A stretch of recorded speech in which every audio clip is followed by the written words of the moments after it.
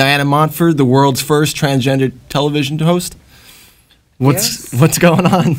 I'm still the first, and I'm still transgender, and I'm still a host, so there you go. And no one's telling you otherwise. You betcha, yeah. What's going on? So it is Gay Pride Month this month? Yes, it is, and it's Stonewall 50.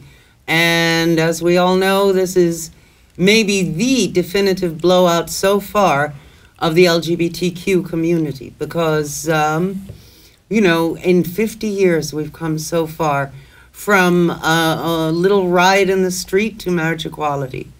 And a presidential candidate, Pete Buttigieg, I believe it's pronounced, running for president and might actually win. He might not, but he might. And that would have been like saying, 50 years ago, gay rights, it would be like saying today child molester rights, or serial killer rights, or rapist rights.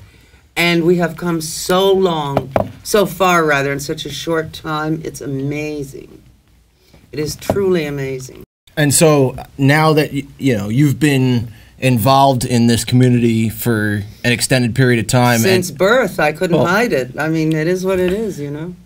Being that it is now 2019, how does it feel like with the different changes that have come about, especially in the last couple of years? Well, I was 13 in 1969, and as I keep telling everyone, I was not at the Stonewall Rebellion. I was a little Catholic school thing. I did, however, go to school literally half a block away from the Stonewall. I was aware of it. We all were. And I lived a few blocks away from the Stonewall on 14th Street and 7th Avenue in a building, not like on the street. But anyway, yeah, I mean, it's amazing. It's really, really amazing how everything has changed, that we have rights now. You know, I mean, it's just unbelievable. I myself have been in local democratic politics, have won an election several times, small offices, it's true. Yes, I'm a token, I understand that, but better to be a token than not to be there at all. So, you know, we have really come an amazingly long way in an amazingly short time. So, like, as far as the whole, it's North Carolina, I believe, that has, like, the bathroom ban on transgender. I'm not sure if they still have it. They may have been persuaded otherwise by economic sanctions, but yes, and of course our dear President Trump, fair-minded, angelic soul that he is, has decided that trans people may not serve in the military. Too bad if their career, too bad if they have spouses and kids they have to support. Tough. His Royal Highness has decreed everybody out. No trannies in the pool. Scram. So, I mean, you know. Well, my point is, two steps forward, one step back. That's my point. You seem to be very informed on it, but in the same sense, you kind of, I feel like you almost, I don't want to say downplay, but you laugh off the fact of some of the things that go on. I guess just because you're so used to the community being pushed down that it's almost like it's laughable at this point for you, in the sense that. Not like it's funny to make fun of that type of stuff, but you're just so used to... Sure. If you were alive 50 years ago and sentient, and you remember what it was like, I mean, it couldn't be more different. I don't care what Trump thinks, and trans people, as soon as there's a different president, will be allowed back into the military. And this is just ridiculous. This person... Trump is an infantile madman. He's a disgrace to humankind. But maybe I should tell you how I really feel about him. He's just not a nice person. He's not an intelligent person. He is not an empathic person. And all we have to do is ride it out. I have a hunch. I think I might be slightly psychic, or maybe slightly psycho. I'm not sure. I have a hunch that Trump will not be winning the next election. I could be wrong, but I hope I'm not. You know, I almost feel the same, but I felt the same way about the 2016 election. I said there's no way that he's going to win. And even though he didn't win the popular vote, the fact that he is in office right now even to this day, 3 years later or however long later, it still blows my mind to think about the fact that Donald Trump is our president. If we don't do away with the Electoral College, we do not live in a democracy. Oh, it's a disaster. If the popular vote counts for nothing, what's the point of it? Democracy is an empty boast Exactly. in this country. We must do away with the Electoral College. 100%. Switching gears a little bit, like the way that you were talking about when you were 13, and that's when things really started to you're starting. I guess that's when you were starting the transition, or well, let's talk about that a little bit. Okay, no, I started the transition when I was about 2. Okay. I remember when I was about 2.5. My mother gave me these high heel shoes to play with because they were a little scuffed and she wasn't going to wear them to work anymore. And I'm clomping around the house. My grandmother's there. A workman came in to fix something. And I said, hey, look what I got, meaning these shoes. And he said, oh, well, you're a sissy. I had no clue what the hell sissy meant. I found out soon enough, though. The tone of disapproval he used and the look in his eyes told me, this is not a good thing to be. But no, I've always been me, you know. Well, and that's the most important thing. I mean, the fact that the person that you are, I feel like you're very firm and confident in that, and I don't see that in a whole lot of the LGBT community. I feel like they're more like hesitant to make moves, and I like the fact that you are, comedic, but in the same sense, you know what you're talking about, and like the fact that you have that political background, I feel like that plays into the fact that you're so informed on everything with not only the rights. Obviously, it's important to you, but the fact that you're well spoken and that you know how to defend against the certain points that people try to make. It's just like when that senator said of Obama, well, he's clean and he's well spoken and he doesn't use that Negro dialect. Thanks, I think. No, well, I didn't even get to my point, but in the same sense, I almost wish that the community as a whole would stand firm that much more. And I know it's tough because people get attacked in all directions, and their self-esteem is deliberately shredded by the system because they don't like self-determination. They don't like people who think for themselves. That's why I do my television show, and that's why I'm in politics, because I'm one tough old mama, and a lot of people aren't, and I can fight the fight for the people who can't. Well, that's my point. I mean, you're an important figurehead in the LGBT community because you are doing your show. You're out at all these political events at all, constantly. I know you'll disappear for months on end because you have week after week you have different events. I mean, you're always out there, and I mean, I feel like that is such an important, factor for the community to really. I know you said that you're kind of used as a token, but still, I mean, it's. Well, I'm not the only one. I mean, Melissa Sklarz is the trans woman who got me into politics. She's very accomplished. Last year, she ran for city council in, I believe, Sunnyside or West Side, Queens. Right. And she didn't get it, but that's because it was a very right-wing neighborhood. Sure. But no, and there are many, many people who, for example, Senator Brad Hoylman, he's openly gay, he's married, he has children. Obviously, Pete Buttigieg and his husband. I mean, there are so many LGBTQ folk who are out there and fighting on the ramparts and not giving up. And, what we're worried about is that people are growing complacent. It's like the feminist movement 10 years ago. Young women thought, well, we have all our rights. And they don't realize that each generation has to keep fighting the fight. We LGBTQ folk have to keep fighting the fight. Quentin Crisp told me this on September 27th, 1991, when I interviewed him, and I thought, this old guy really doesn't get it. We're safe now. And he was right. We were not safe because look at what Putin has done in Russia. He has made it practically, for all intents and purposes, illegal to be LGBTQ. We cannot let that happen in other areas of the world. I mean, I think that's another important thing, the fact that people as a whole don't realize what's going on outside of the U.S. Mm-hmm. I mean, like, I'm guilty of it. I had no idea that. Obviously, I know Russia is a very, tight-palmed area, and especially with Putin, it's it's obviously like a dictatorship. But well, if Trump had his way, we would be moving in that direction ourselves. I mean, if it's only because we're halfway there as it is, Yes, but we have bodies of law that balance it out. Of course, and people to check on other people. The forefathers, the founding fathers, were very clever to make sure that was part and parcel of our country. Right.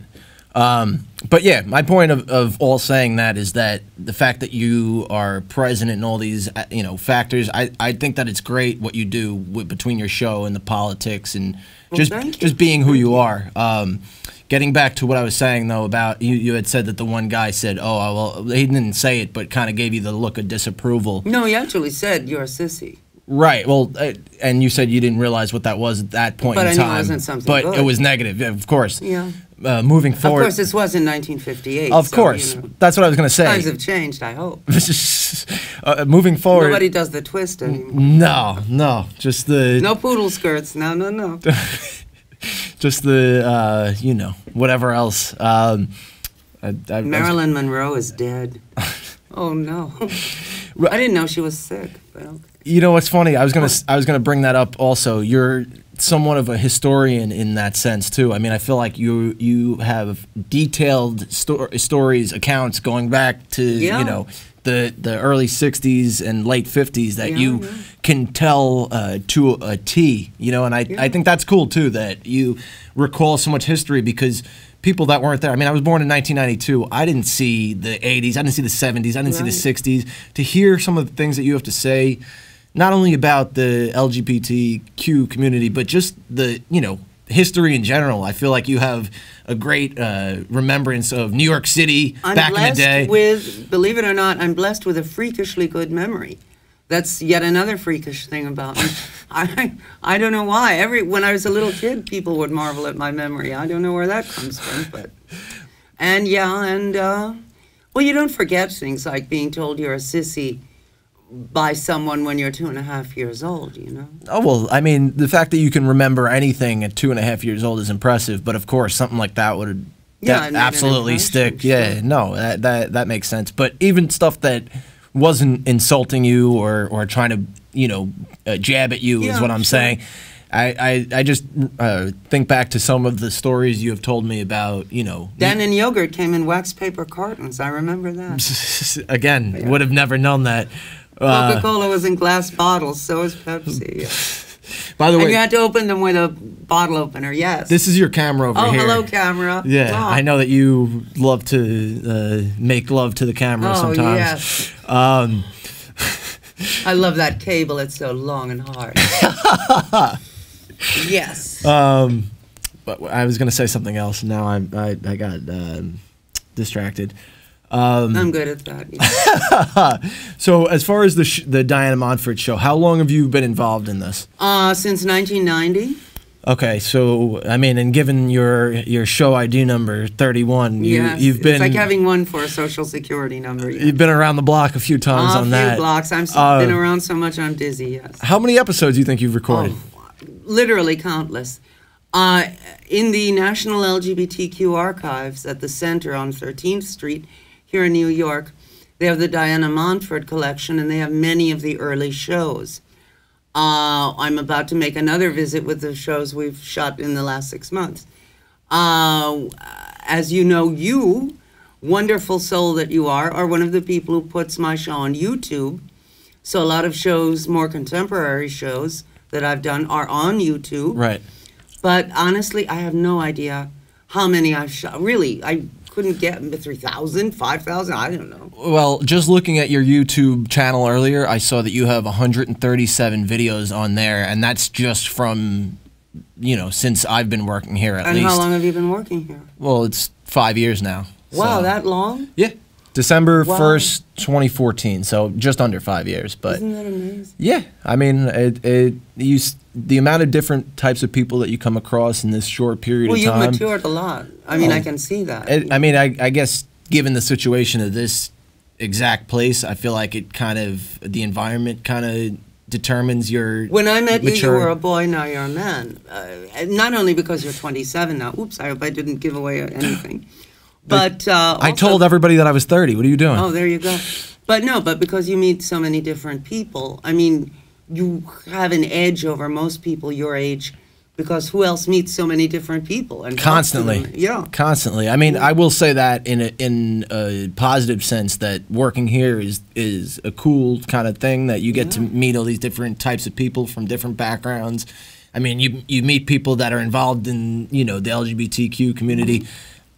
Not to say that I wouldn't be hanging out with people outside of here. You probably wouldn't. But I mean, if I had to guess. People of other races and people of other languages. Listen, I can be like anyone and say, well, I have a gay friend, whatever else. But I mean, I think it's cool that, I've gotten the chance to learn about so many of the different things that you've. Well, thanks. Good. Well, that's what we try to do. We like to educate. Oh, I mean, but not every person out of here specifically, can really carry a message with their show. So the fact that you have been so consistent over the years and have had so many different good guests that deliver the message too, not to mention, you add your funny element of the show that, you're... Well, look, it's not like medicine. It's not a suppository. You have to make it fun or people don't want to watch it. Of course. Because sometimes, I've seen shows, not necessarily LGBTQ shows, but shows that are deathly serious. And who wants to watch this crap? You want to have a nice time. You get home, you're tired, you turn on the TV, you don't want, and no, I'm going to tell you how to live because I'm smarter than you are. Nobody wants to hear this, People want to, deal with friends on TV. They don't want to deal with a voice on high. I am God and you are not. That doesn't work, Of course, of course. So, I mean, that's really my point, the fact that you not only are driving the message of the community, but also adding that entertainment aspect of it. I hope. It really, I mean, it's a fun show to watch in comparison to 95% of the shows that come out of this place. I mean, especially, again, given the fact that you're not only entertaining, but you're educating. The fact that you can do one or the other, but both, I think that's really cool. And I mean, it's something that's hard to do. I mean, it's funny. When I was in Catholic school, the nuns used to say, "You're deliberately trying to make people laugh. Stop that." In other words, you're being entertaining again. Stop that. Be as dull as the rest of us. So, I mean, I see nothing wrong with having a sense of humor and making even tragic things humorous. Because if you can't laugh, what are you going to do? Well, in the same sense, I've even in the short period of time that I've known you, I feel like I have seen 5 years is a long time, I know. I try not to, think about the fact that it's been 5 years. That's why I keep teasing myself, saying it's a short amount of time, but 5 years flew by. But I've seen people try to almost attack you in some sense, but you've got such a good sense of humor that you're witty about it, but you also kind of you get your redemption. I can deflect the knives, but I also know where to stick them, if that's what you mean. Exactly. I mean, you got a good head on your shoulders, but also you're not someone who just, immediately lets something beat you up and then you just, you shut the world out. I mean, again. I think we both know, you've witnessed some of my more informal moments with people who work here. I'm nobody to step on. Well, Don't tread on me, fellas. That's what I'm saying. I'll rip off your nuts and wear them as earrings. But yeah, I mean, that's my point. Is that again, a lot of people that I know that are within LGBTQ are very shy and timid and don't want to step on toes. The fact that people come at you, of course, I'm sure people do it outside of MNN too. But that you have such a good way about handling it, I feel like says a lot about you because, I mean, again, it's very easy for something to let you, to piss you off. I've always been a nervy bitch. That's just my personality. So I'm lucky that way, When I was a weird little faggot and other kids would try to beat me up, they'd try it once. They wouldn't try it twice because I'm tougher than I look, Well, but, I mean, you're matter of fact in your delivery, too. I mean, even just with that response right there, it doesn't seem like you take a long time to think about what you're going to say. You're very on point with, you know. You too. I could say the same of you. Look at how you're doing these interviews. I stutter a little bit, but it's all good. No, you don't. Not that I've heard. Oh, stay tuned. Okay. But beyond that, as far as I know that you've kind of had your hands in a bunch of different, you know. Yeah, I better wash them. What's this brown stuff? Jesus. Yes. Yeah, as far as like you were involved in acting, I remember you told me that you used to come to the city as, you know, a teen, yes, and by yourself in nitty gritty New York City in the 70s, I lived in right? New Jersey, yes, and I would come here. Union City? No. Well, yes. For 1 year, I lived in Union City. I go there now, just because I like it, because everybody speaks Spanish and I'm not Spanish. I only lived in Union City once, at this building called the Doric, and I went to Emerson High School. Then my mother died when I was 15, and I was sent off to school in Spain. And then I came back, and I went to acting school, because that was... Look, I was trans. Nobody was going to make me a nuclear physicist. I was not going to be the CEO of anything. I wasn't going to be a lawyer. I wasn't going to be a doctor. I wouldn't have been anyway. Boring. But anyway, I wanted to be in show business, you know? Barring that, my plan B was beauty culture, so I've also been a makeup artist. I mean, you have to pay the bills, you know? But I mean, and I was a dominatrix for a while. I didn't want to bring that up, but the fact that you said it, I'm sure you don't mind talking about it. No, I'll gladly tell you evil, filthy stories that will make all your audience members stand up and take notice. They are definitely on the edge of their seats right now. Yeah, and stay there. That's an order. Yes? I'm just saying, the fact that you... I don't mean you, I mean the audience. The fact that you've People done... used to pay plenty for that, you know. Exactly. You've told me some very, you know, funny stories, or, you know... stories that you've experienced that I'm sure you probably find them funny too, because you were, you know. Well, yeah, but I have telling respect people to for shut up. Exactly. S&M. Of course. But yeah, sure. I mean, you know, yeah. Well, I mean, is there anything in particular that you can remember that was like maybe I don't want to say a not so funny story, but did anyone ever try to like fuck with you? Oh yeah. Okay. Once I was at this club called, what was it called? The Vault, or maybe it was Hellfire. It's the same club. They just changed the name. And this big muscle-bound guy with a shaved head asked me to whip him. I thought, well, okay, why not? You know, you do things for people favors. So, okay, fine.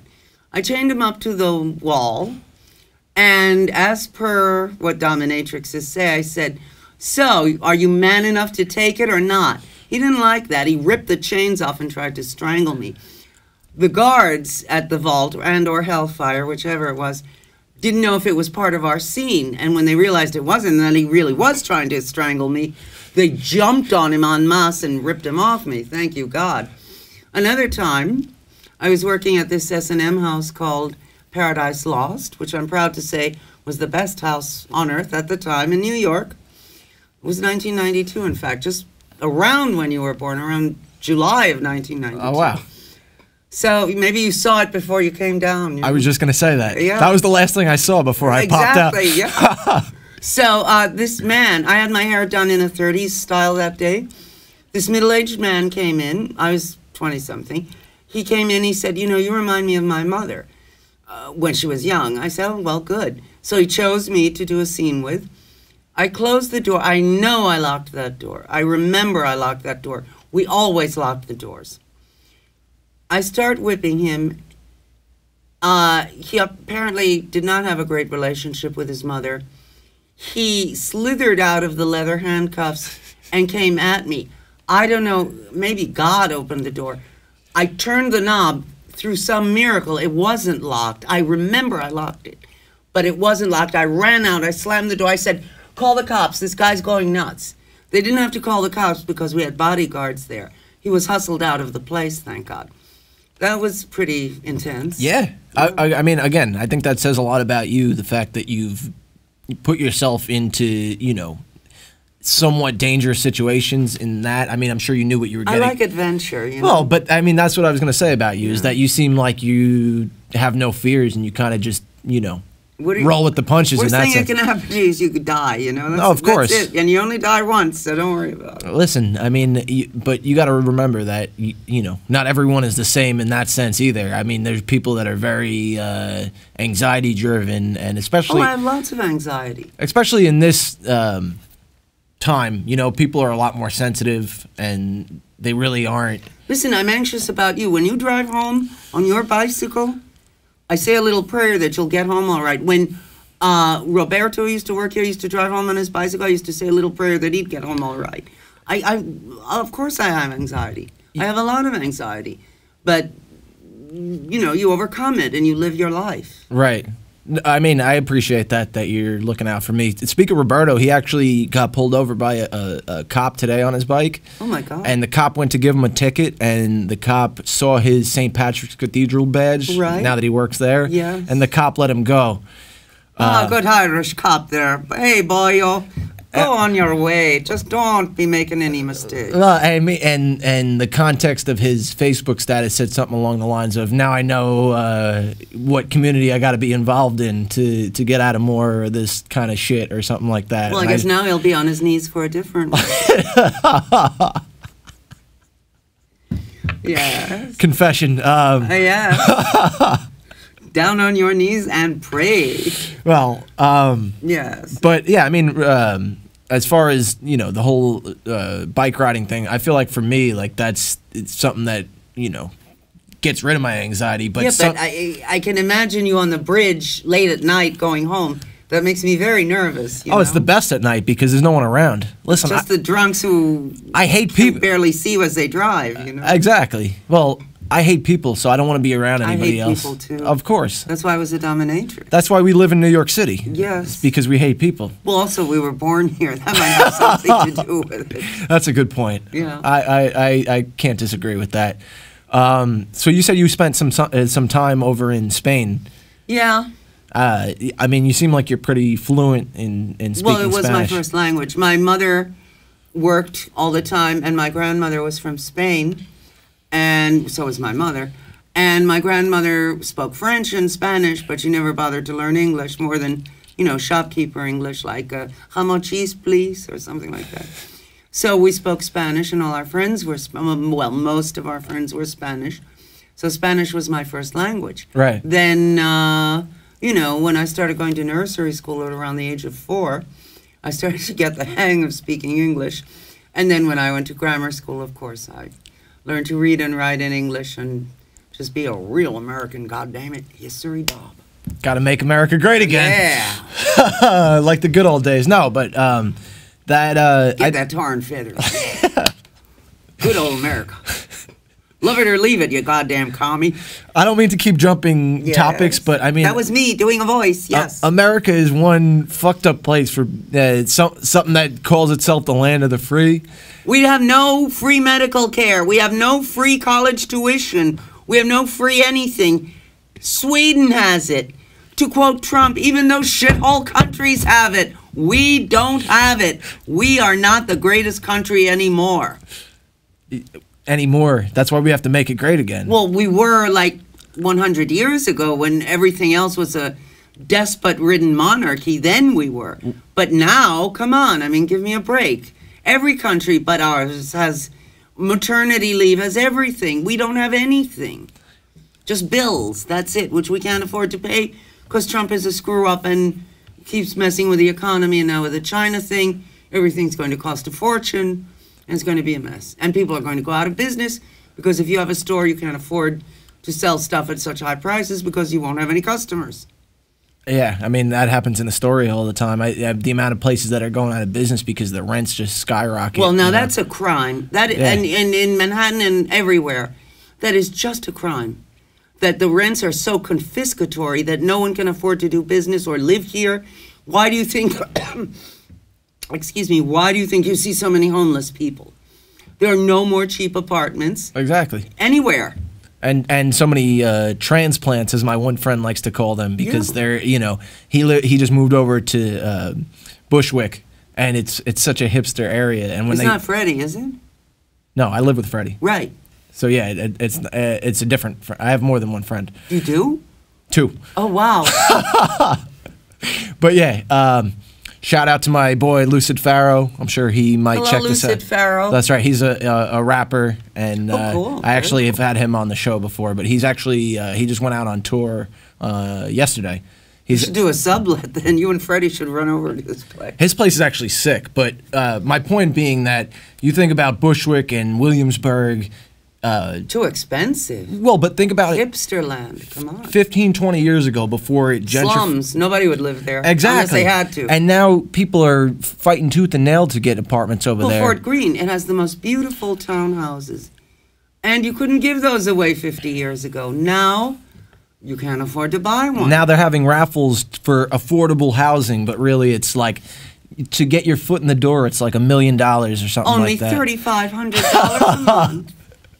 For a studio. No amenities. No. You pay your own electric and utilities.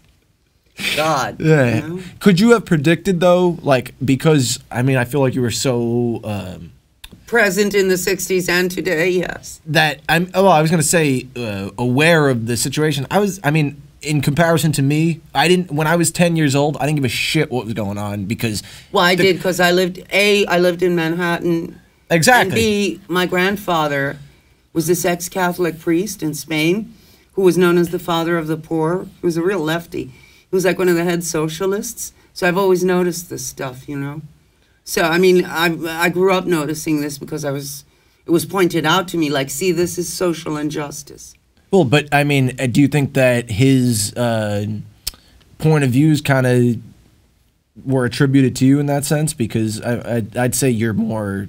definitely left more than right in that sense. Yes, but my grandfather's day, he was born in 1877, he died in 1943, and his heyday was from about 1904 to 1938. They were still writing the socialist canon, and they still believed in the perfectibility of humankind. And I think now we're perhaps more cynical and more experienced, and we realize that someone is always going to want more than his neighbor, and you cannot count on the good offices of humankind because they ain't got none. So, you know, people are selfish, and they're grasping, and they're acquisitive, and they're rapacious, and that's who they are. And that was something that the early socialists did not take into account. You know, they were too idealistic. I think today we have perhaps a more realistic take on humankind and its foibles. Socialism, though, gets such a bad rap even to this day because of what you were just saying. Because, I mean, people hear Bernie Sanders and they're like, screw that. I'm not giving away, you know, yes, but free anything. But he changed the conversation. No one had suggested, well, no one on the national scene. I know Dick Gottfried here in New York, Richard N. Gottfried, an assembly member, had suggested single-payer health care, but no one on the national scene had suggested it until Bernie did. And now... It's become such a big platform for not even people that are socialist, but... Even mid-range Democrats and even some Republicans. Exactly. Actually. Which, I mean, in that sense, I would say the health care is the most important... Yeah, I mean, it's not a privilege, it's a right. Exactly. And people have a right to have a roof over their heads and food in their bellies, you know? Yeah, I mean, it's crazy that when they talk about, they have so much more of the you know, the pie exactly than the other friggin' 99%. You know, like you were saying, all the homelessness in not only New York but just think about all across the country. In LA, I hear it's really awful it's because the weather is good, so people go there. Yeah, exactly. It's a nightmare. What's that one? Skid Row, right? My buddy was just out in LA and he's like, damn, I checked out Skid Row. I was there. It's scary. I have met the 1%ers in politics, which sort of always made me wonder, so why are you a Democrat? What's in it for you? I mean, they own huge chunks of New York and they say, oh, but I'm a Democrat. Oh, really? You're that kind? You're willing to, you know, slice your own throat for the good of others? I don't think so. I think many 1%ers who masquerade as Democratic politicians are in fact wolves in sheep's clothing. Of course. And they're pretending to be Democrats and winning office as such, but are in fact quite Republican and quite elitist and quite money-grubbing and quite stealth when it comes to their own interests, which somehow always seem to happen for them. Have you noticed? Exactly. As far as, do you think that like some sort of distribution will ever happen, or you think that that's yes, just and I think it's on the way, because I think in the 1930s they say that Roosevelt, FDR, started Social Security and unemployment insurance and all those things because really it was on the verge of a revolution. People were so fed up, they just didn't give it. When you don't have food and you can't feed your kids, you don't give a damn. You don't care if they shoot you. Shoot me, I don't give a shit. Get me out of this mess. You know? When it gets to that point, it gets very dangerous. And that's when the powers that be have to make concessions and give some measure of social safety via money to the masses. Otherwise, the masses just won't stand for it. Excuse me. And I talk a blue streak. But anyway, in the French Revolution, in the Russian Revolution, Marie Antoinette, Louis XVI, Tsar Nicholas, they all thought, oh, well, our guards will protect us. What they always forget, and what Trump is forgetting, is that the guards are of the people. They're not going to turn and shoot their own cousins and brothers and sisters. You know, the guards come from the people. Their loyalty is to their own, dare I say, class, and to their own relatives and friends. They are not going to sell out their own mothers because they're getting a paycheck from a queen, a king, an emperor, a czar, or a president. That is, I mean, that's definitely a good point. The one thing I will say, it seems like... it's good that you can get a word in edgewise when I'm around, yes. I was going to say something, but now I'm kind of, thinking about what you just said. I think that if we get, once Trump is actually out of office, if we are to move towards another Trump kind of person, then we're pretty, in trouble in that sense. But if we can get the left, the Democrats back in power, it seems like everything that has been undone can be reestablished. And not only that, I feel like we can move towards what you're saying about the redistribution. Never fear.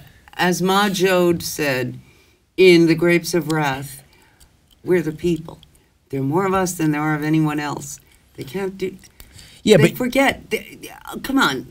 How many 1%ers are there? Like maybe, I don't know, 500, 2,000, however many there are, versus the rest of us? Come on. But the problem is, Diana, is that, I mean, especially nowadays, it's not even just the 1%, but the whole Democrat-Republican thing. Like, so many people that are, especially police officers, they're majority towards the red side, and I feel like that's where it's like, covered up. They're the ones who are attacking all these different people, and then the red side kind of gets just, the good side of the stick, whereas then the left gets the bad name, like, oh, we're just trying to... That's propaganda. Of course the right will spread propaganda, negative propaganda about the left. They've been doing that forever. I mean, literally forever. Because the interests of the people are inimical to the interests of the rulers. That's always been the case. But hopefully people are intelligent enough to realize that this is propaganda and nothing more. Exactly. Well, I mean, and it's almost comparable, and people will probably not be too happy with me for this, but I feel like in some senses the police officers almost resemble the whole Nazi movement, Well, there's a personality type that become law enforcement in any country, in any regime. I mean, you're above in communist Russia, it was the same personality type enforcing the law. So you can't say it's right wing, left wing, red, blue. It's just a personality type. Sure. And, I mean, there's nothing wrong with being law enforcement. You wouldn't want someone to say, I want that microphone, and just take it and run. Of course. Listen, I have no problem with law enforcement. I just like fair treatment, equal treatment, and I feel like a lot of the time that's not the case. No, but police officers are human. Yeah, of course. And they have their own weird prejudices.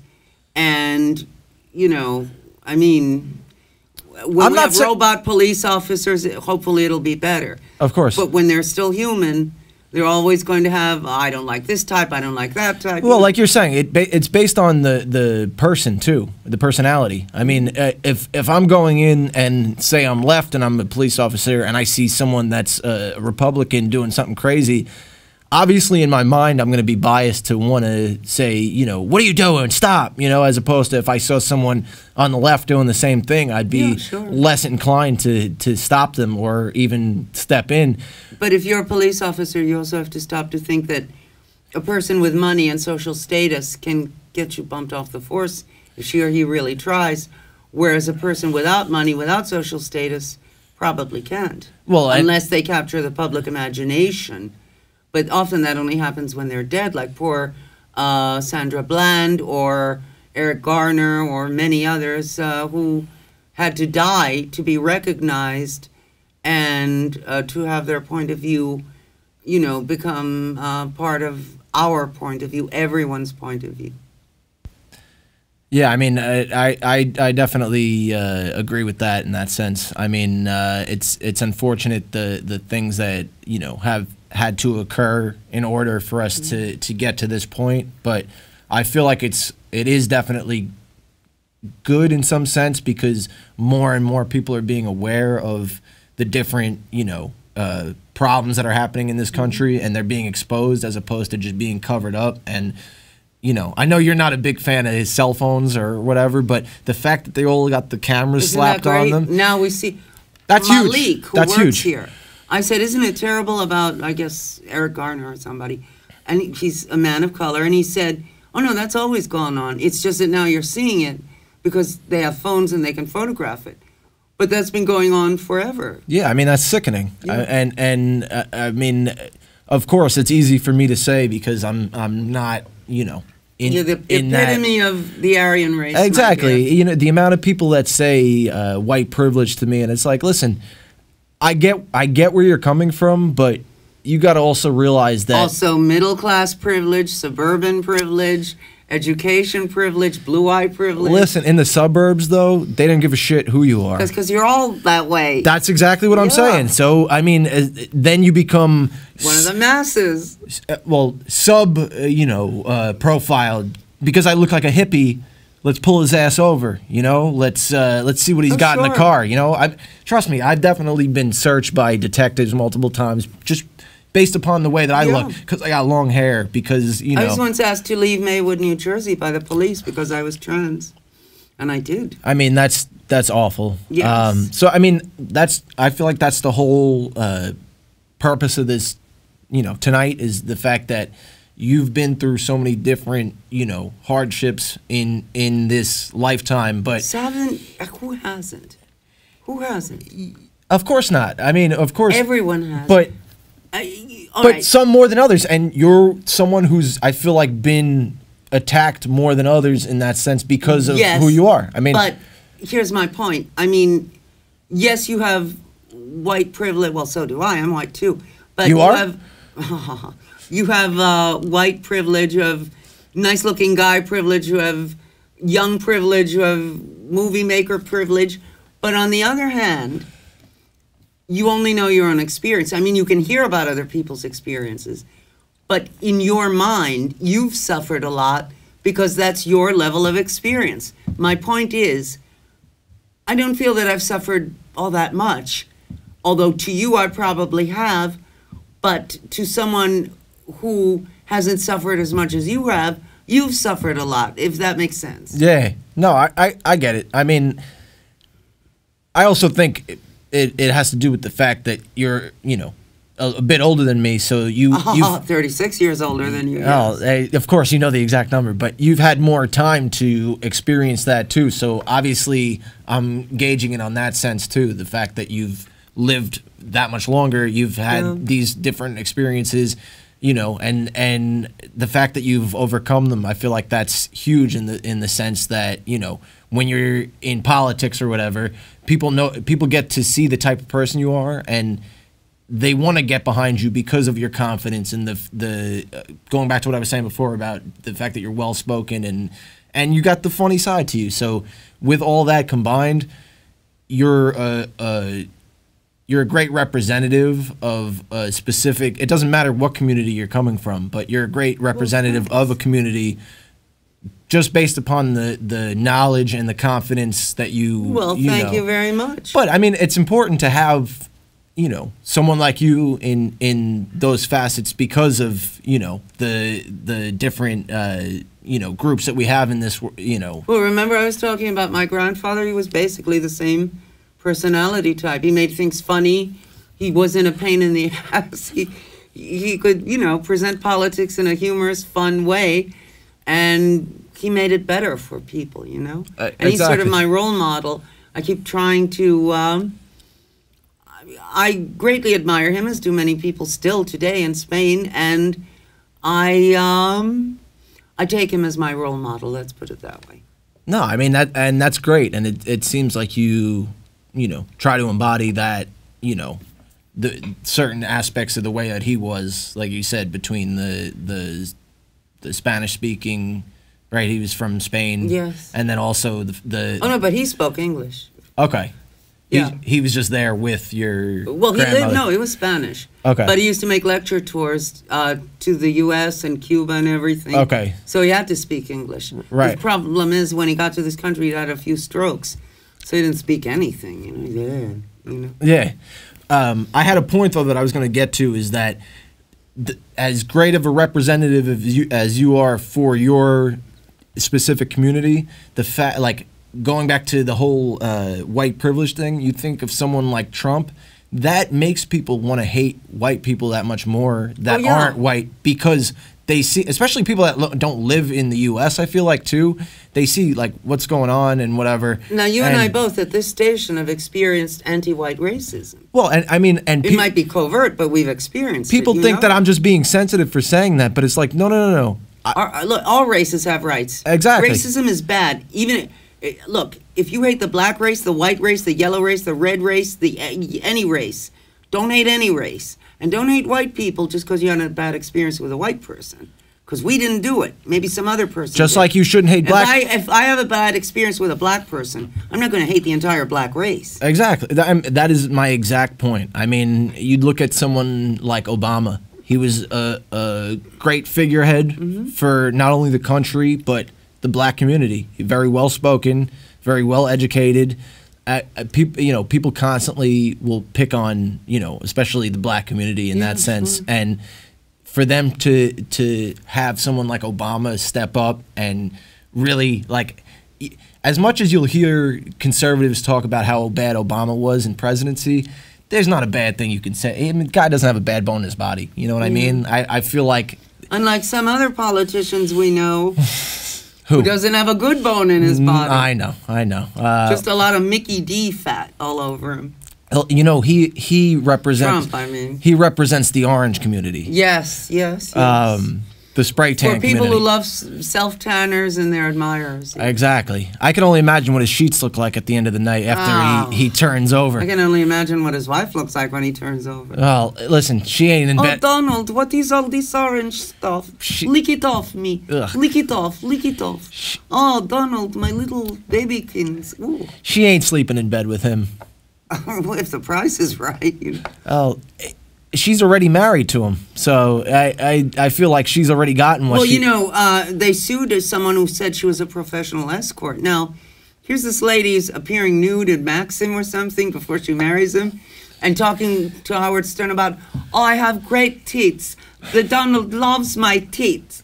I mean, excuse me, you ain't no nun, bitch. So come on, So you're going to step up and sue someone for saying that. Meanwhile, look what you... I mean, your argument is kind of invalid in that sense. Yeah.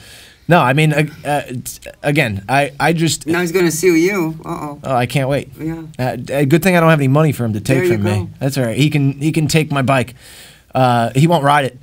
He'll just throw orange paint all over you.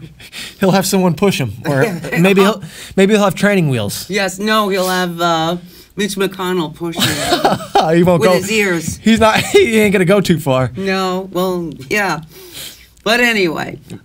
But yeah, no, I mean, so that's my point: is that any community can be misrepresented just based upon one person that is maybe I don't want to say a leader because Trump is anti-leader in my sense, but the fact that he's the president, you know. Well, what you were saying about me and my sense of humor, he actually won the presidency by doing good stand-up. Yeah. That's how he did it. Really, truly, that's how he did it. I studied stand-up, and so did he, and I recognize his techniques, and he's very good at them, but he's doing stand-up, and that's how he won. And then suddenly, horror of horrors, he had to be president, and he hadn't counted on that. There was no one around to say, cut, print it. This is for real. This is real life, Donald, you know? Yeah. He didn't think that he was going to be president. Nobody did. No. I mean, Hillary must still be. What? What the fuck? Oh, my God. Yeah, I mean, honestly, if you would have asked me to place money on it days before the election, I know that there was shit popping out left and right with her Benghazi shit or whatever, but I know. Listen, I'm past that. I never even entertained that. The problem was that I know her. And I hate to say this, but she really is a very cold, not tremendously pleasant lady. Yeah. I once marched next to her in a gay rights parade. I was put there by the politicians. Here, march next to her. 2001. So I did. She's not, and I've seen her at parties. She's not a pleasant lady. I'm sorry. As likable as her husband is, she's very cold. She really is very cold. People say, oh, if you know her, she's not. No, she's even colder if you know her. She's just not a pleasant person. And it is a popularity contest. It shouldn't be, but it is. And the fact that there was never a female president before, a woman president, they weren't about to put someone like, even though, again. And she had too much dirty laundry. But you couldn't trust her. Of course. But who knew what was in her past? She did win the popular vote, like we were saying before. Yes. So, I mean, like, again, for someone like that, she was there. So I don't blame her for feeling that sense of shock because, I mean. Yeah, but this sense of preordination of it's Hillary's turn now, that turned a lot of people off. Yeah, of course. And oddly enough, many Bernie voters fell for the Trump message of, you know, libertarianism and independence. And strangely, instead of switching over to Hillary, they switched over to Trump.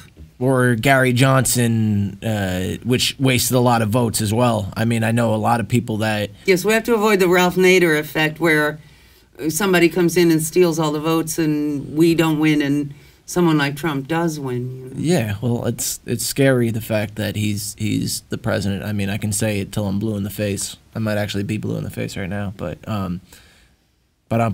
yeah, no, now I'm stealing your material. But yeah, no, I mean, I'm scared to think about what might come of the future. I mean, I know that saying that to someone like you who has seen things like the friggin', you know, Vietnam and Cold War and all this shit, you didn't know what to expect. You know, a bomb could have friggin' gone off at any point. Now when they say that shit to us... Well, I wasn't in Vietnam, but my first boyfriend had been. But you lived through it. Yes, I mean, I was in the U.S. and I was a child, but yes.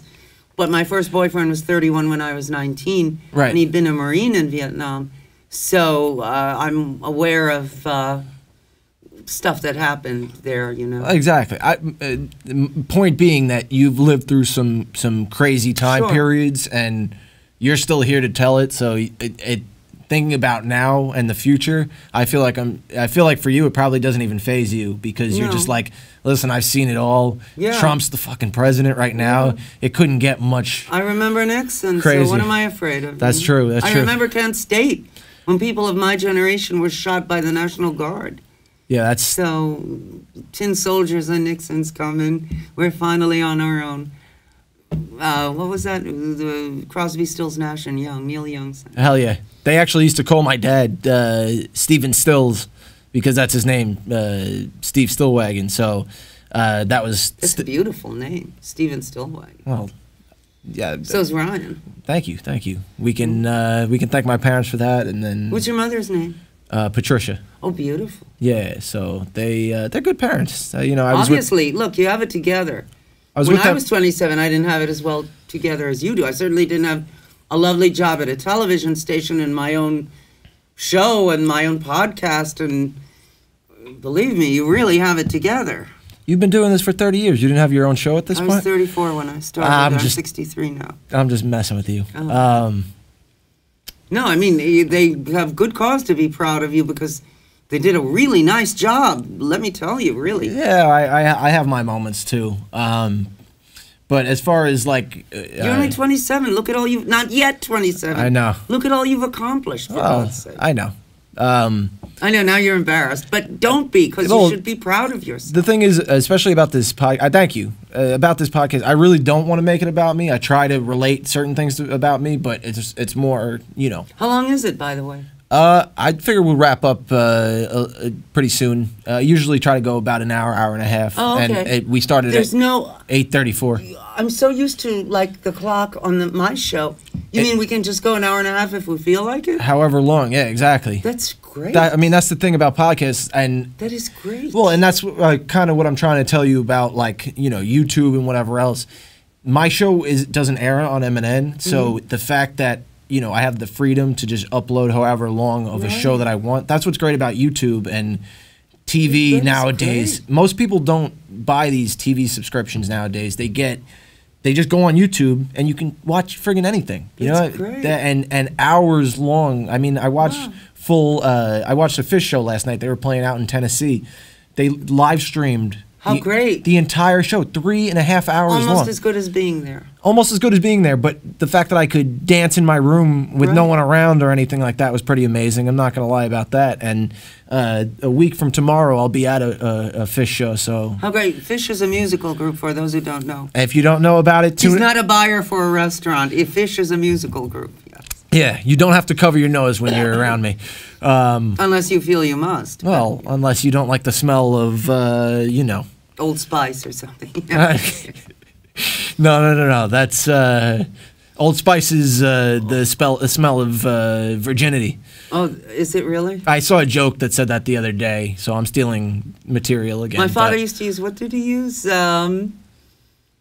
Aramis. What is that the smell of? Old man, I guess. I never even heard of that. Oh, it was a cologne that existed. I guess maybe it doesn't anymore. It died the year you were born. The thing is, I feel like a lot of people don't wear cologne anymore either. I'm so glad of that, because in the 80s, when you got in an elevator, you wanted to die. You couldn't breathe. You'd get in an elevator in the morning, and all the men are reeking, and all the women are reeking, and you could really, could not breathe because of the strong perfumes people were emanating. Eek. Awful. Do you have any other stories on mind from, you know, maybe it doesn't have to be specifically LGBTQ, anything that you can think of from maybe the 60s, 60s, 70s, 80s? Sure. Something that just would, you know. Okay. Years ago, I was in a nightclub in the 80s, early 80s. I was younger than you are, but not by much, like 25. It was like 1981. And maybe it was 82. And this famous designer named Perry Ellis walked in. Oh, wow. Yeah, but he had AIDS. And there was already that rumor that there was this gay cancer. It was like an everything club. It wasn't like a gay club. It was like a disco, you know? Right. And I remember that we all migrated in horror to the opposite wall, so that he was sitting basically alone with his entourage at his table, and the rest of us were like clinging to the opposite wall, gazing at him in horror, because even though he was a young man, he looked 95, because that disease aged him so. It was really awful to see, really awful. Terrible, sad, sad, sad. I'm glad to say that that no longer happens, that people today are A, more careful as they should be, and B, of course, there are those drug cocktails that people take. I'm lucky. I never got AIDS because I'm a frigid Catholic school bitch, and I'm not that into sex. But a lot of people who were had a lot of problems, you know? Yeah. Well, if AIDS traveled by you whipping someone or I'd be dominating dead now, them. I mean, I only whipped them. I didn't have sex with them. Yeah. Well, that's the thing, you know. But was that like your first exposure to someone with AIDS, or you're just saying that? No, it was the first time I'd ever seen anyone with AIDS, and I didn't even know. I thought he had cancer or something. Right. And then people were whispering, "Look, yes, I get cancer." But you knew that it was Perry Ellis. Yes, because everybody knew it was Perry Ellis. Yeah. I mean, I've heard the name, but I couldn't. He was identify. He was a fashion designer of the late 70s and early 80s. and he always wore a pale blue shirt and khakis, and he had long hair, and he looked dead. I mean, when he walked in, he was sort of hobbling. I think he had a cane. It's been so long I don't remember. And he looked like really 110. It was really scary, you know? Right. No, I mean, that's crazy. I mean, and... Well, okay, I was an actress, and sometimes if I were lucky, a model. And I remember in the late 70s, I remember that gay male makeup artists used to make up my face, and they'd be in my face for an hour, breathing on me. And when people started getting AIDS, I thought, oh my God, I'm dead. Because all these gay guys had been breathing in my face for an hour doing my makeup. You know, I thought, oh my God, you know, I really thought I'm going to die. Because, I mean, I wasn't promiscuous or anything, but just from having gay makeup artists make me up and breathe in my face, you know? Well, but that, I mean, I feel like that says a lot about, you know, the hysteria of the time. Exactly. I mean, people were so much less informed on. Yeah. I mean, the fact for me growing up in the 90s and then 2000, whatever else, you were constantly pushed. Like they would show you in school every year, you know, about watch out for AIDS and all this stuff. And I'm not downplaying it all. I'm definitely not doing that. But I feel like it was almost like an anti-gay. I know what you mean. Jab in that sense. You know what I mean? Yeah, I always thought AIDS might have been germ warfare from the Nixon administration because there was a 10-year incubation period, and it started to come to the fore circa 1981, and Nixon was in office in 71, and they had no problem at all with Agent Orange in Vietnam, sending that over, and it's still reverberating now because generations are still being born with birth defects because of Agent Orange used 55 years ago. So I wouldn't be at all surprised if both AIDS and crack cocaine, had been... I've heard that too. Yeah, Nixon plots or, to destroy people they deemed undesirable, like gays, people of color, inner city people, So you're saying Agent Orange, Trump was the reason that AIDS was not Trump. Nixon. I was. There's not much difference. Nixon was smart. People call Trump Agent Orange because he's orange. That's why I was saying that. But that was just take a washcloth and soap to him. He's not orange. He's fish belly white. He's pale. Yeah, I know. Yeah. But no, that's actually really interesting because I feel like I've definitely heard that before about the crack cocaine thing. That was targeted at the African American community, and then the AIDS thing was to the gay community. I mean that's eye opening in that sense because people don't realize that. I've heard AIDS was formed by monkeys in the when was the last time you screwed a chimp? Prehistoric time. I don't want to tell you about. Tuesday, I didn't want to tell you about last weekend. I had a good time. Listen, a bag of bananas will get you a lot. You were saying, go to that Empire State Building. You never know who you'll meet. But anyway, yes. If you had any advice for someone who might not be out or might be a trans person that's afraid of I've met them. I used to counsel people like that at the center. What would you say? I would say only you know when the right time to come out is. Right. I don't believe in outing people. I don't believe in pushing them out of the closet. I believe that they will know when it's time. And you also have to be practical. If you have a job and you need the money and you have to support yourself, it's just not... Listen, I've been stealth trans, trying my best to pass as a cisgender woman because, I was working in department stores and I didn't want to lose my job, Of course. So, I mean... Now, if you did, if you had you would never have to pretend because if they fired you for that. Yes, but there are ways.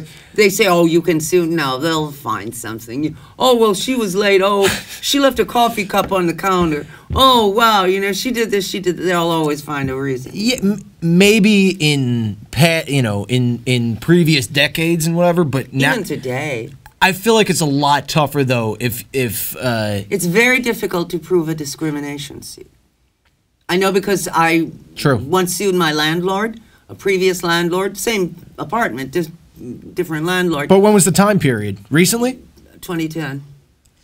Even since 2010, I feel like, you know, we're 10 years out from that now, and you know, gay rights are now legal in the U.S. You know, I mean, gay marriage. Yes, but gay rights are not the law of the land. They are often confined to a city or county or state. Right. But not in many, I think 31 states, you can be fired for being gay, trans, whatever, asked to leave your place of residence, you know.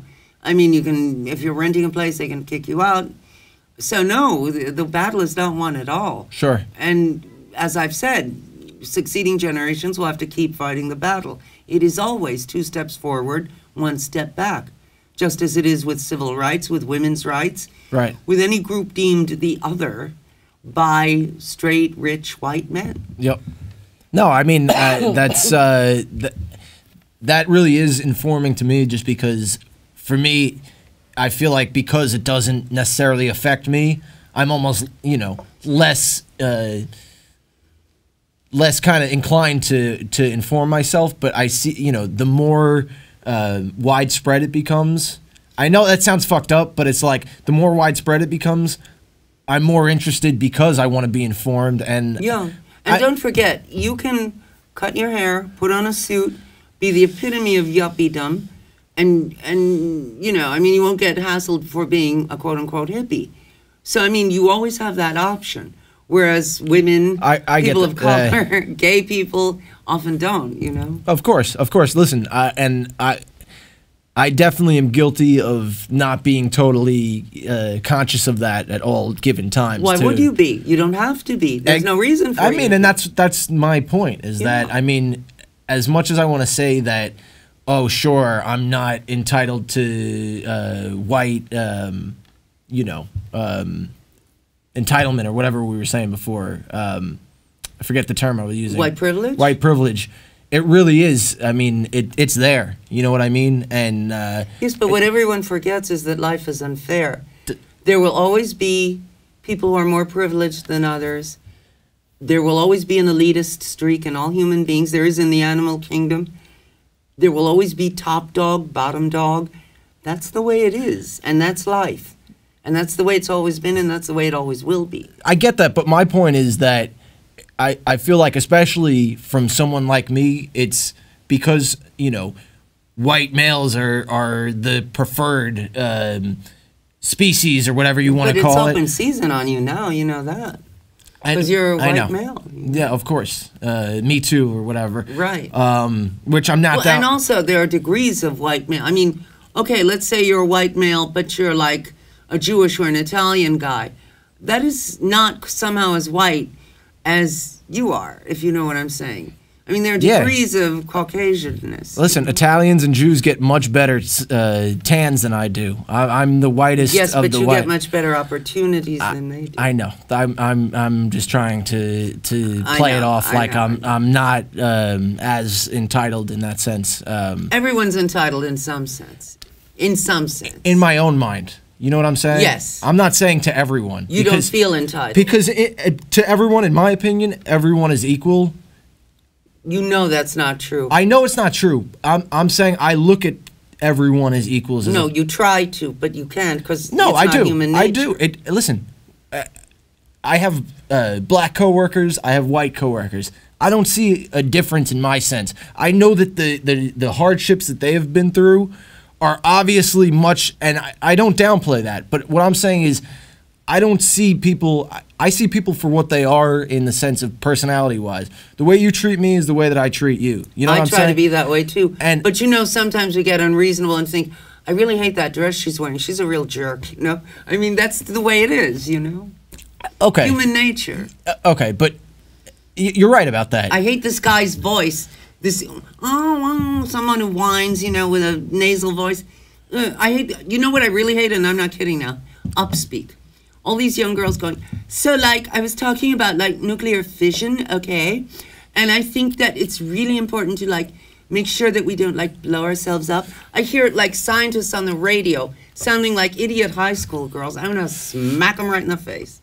That upspeak drives me I know. nuts. Well, that's the problem with you know, this generation too, is that because they're so they spend so much time on their phones and on computers, and again, I'm guilty of it too, but you need to have the human connection and read books and not always be in the technology you know phase. Like, but that's what I was saying earlier. You're advantaged because you have a job where you meet every type of person of every race and nationality, speaking every different language.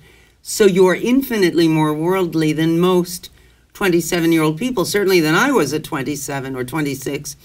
And I mean, you know, I mean, this is a great gift that the universe has given you. You not only have a nice, fun job, you also are very, you're exposed to so many different types of people that you could be an international diplomat given your range of experience. You know? well, I appreciate that.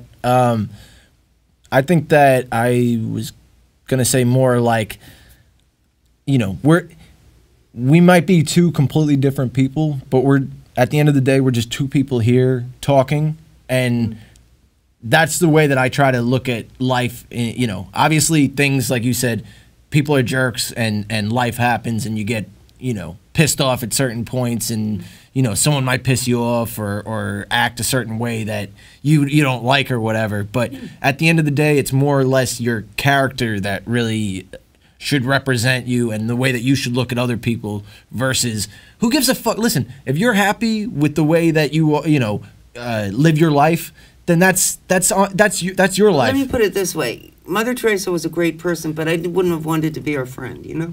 I mean, I can see that she had great character, but what a dull, ugly chick she must have been. I mean, let's face it, you know? Who wants to hang out with Mother Teresa, right? Well, you know, I all I've seen is old pictures of her, so I mean, like, you ain't gonna see any new ones. She's been dead a while. And Gandhi, I mean, who wants to hang out with Gandhi? Put some clothes on, you skinny thing. Come on, Gandhi. Damn it, running around in that loincloth. So I'm kidding, folks. Listen, Thou shalt now tell Mother Teresa jokes. Diana is very comical Yes. in the way that she, you know, in the ladies' room, yes, I do it stand. Yes, you were saying, yes. So, again, I'm yearning for a cigarette. I'm having a nicotine. all right, fit. listen, we're going to wrap up right now. If there is anything else that you could give someone in the LGBT community a sense of, like, you know, advice or... Okay, nobody's any better than you are. Nobody's any better than you are just because they are straight.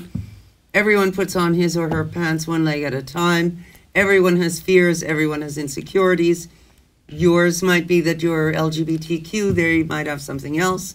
But everyone everywhere has secrets and fears and insecurities and anxiety. Everyone, no exceptions. So don't ever feel that you're less than others. Some people will try to make you feel as though you're less. They will, to use your phrase, talk down to you. Let them. If they're that insecure that they need to talk down to someone, give them that gift. Let them feel superior because they need it more than you do. And ultimately, we're all more alike than we are different. And that's it. Happy Pride Month, everybody. Happy Pride Month. Diana Montford, everybody. We'll see you again next time on the Stillwaggon Symposium. Take care now.